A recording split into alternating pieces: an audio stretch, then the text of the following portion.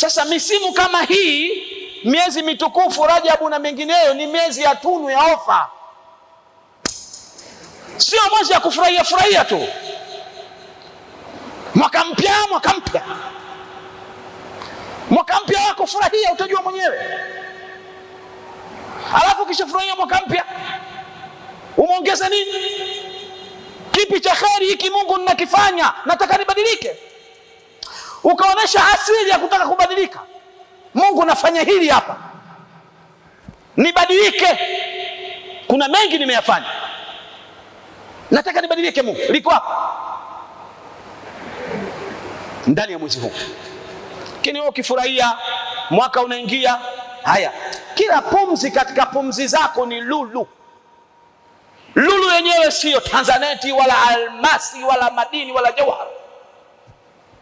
Lulu ambayo haina thamani, la qimata la. Ikipita katika maisha yako ndio imeondoka hiyo. Maisha yako ni pumzi.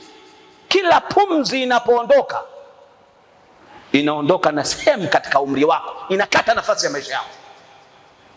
Na kila umri wako unapokwenda 42, 43, furahia, wala hujakataza. Lakini nini unachokifurahia?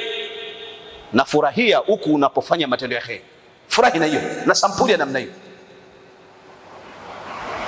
Inawezekana kufurahi kwako kwa kheri na kufanya kwako matendo yako ya kheri, Mungu akakupa kabuli, akakupa tiki.